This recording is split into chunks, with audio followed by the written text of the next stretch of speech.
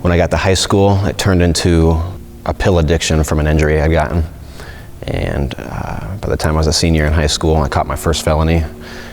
Eventually, pills became too expensive, and heroin was the cheaper alternative, and it was everywhere. Sometimes you couldn't find pills, you could find heroin on every street corner. Took away from my own son to help support my addiction. My sister, I had got her addicted to heroin. It started with weed. I didn't really care to drink much. It was weed, and then it was pills, and then coke, and then heroin. A lot of times you'd be sitting watching TV and Daddy would be sick on the couch. Or I'd be outside getting high.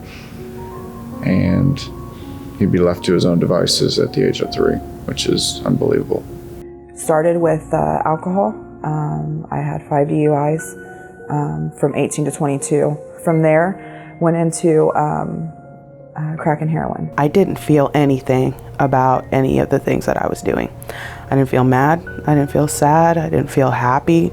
And when I realized that, it really scared me. I got to the point where I was pretty suicidal. So I just got to the point where I was so sick and tired of being sick and tired, pretty helpless. My life was hectic when I was getting high and trying to hold jobs, and I still had a car, and so I was doing the best that I could to pick him up every day from school. I completely forgot that I was supposed to pick him up that day, and he waited for me, and I never came.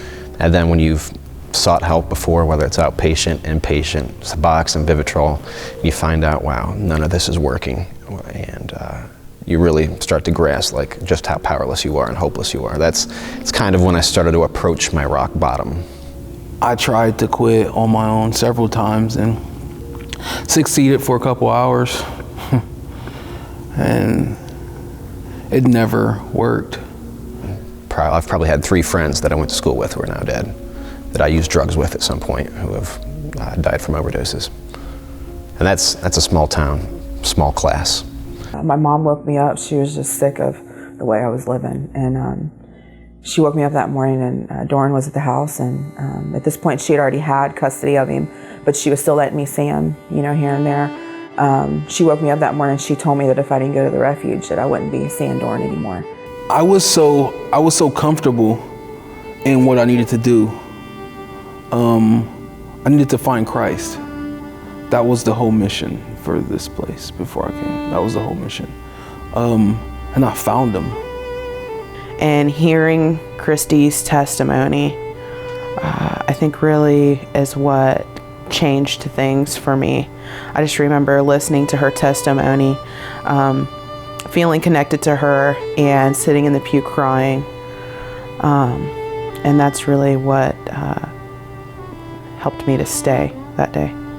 It was either the first or second night I remember laying in my bed and just opening it up and just read a couple things that was already highlighted in it. And the first verse I read was Psalms 37:24, and it said, "Though they stumble, they will never fall, for the Lord holds them by the hand."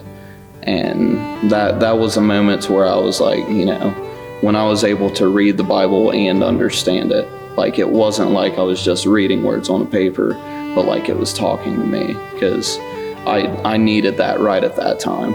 True unconditional love is a relationship with the living God. It's not all these other things that we think it is. So I think that that's been something that's truly changed in my heart for sure. It's just honestly and truly experiencing love. I told somebody last week, so it wasn't a heroin epidemic for me. It wasn't a drug epidemic. It was a lack of God epidemic. It's submission to the kingdom of God. It's something bigger than you. And that's what took me so long to figure out, is that it's bigger than me. It's not about me. It's about him. It's about his glory. It's about building his kingdom up. And I never was in that business before. I just prayed. I prayed the whole year that I was at the Refuge. Lord, restore this relationship. I seen it happening, but not only that, I really didn't know how to pray this, but Lord, make him a man of God. And through this, he was showing Doran the love of Christ and how God works in people's lives just through my journey alone. My mom leans down and taps him on the shoulder and says, "There he is." He just looks up, biggest smile comes across his face, and he takes off running and, jumps on me. And seeing him excited to see me for the first time in a while was, it was, can't even describe it. When my son wants to go to the park, I can get up and go to the park with him, sit down, read books to him, read Bible stories with him. It's a completely new family. Coming through here, I've got a large group of brothers now that I know if I need anything, they'll be there to help me out.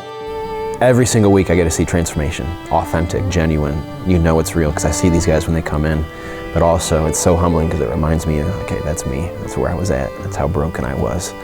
So it's a very special opportunity to be down there. Jeremiah 29:11, for I know the plans I have for you, declares the Lord, plans to prosper you and not to harm you, plans for a hope and a future. I've been clinging to that verse for a long time, even before I came to the Refuge.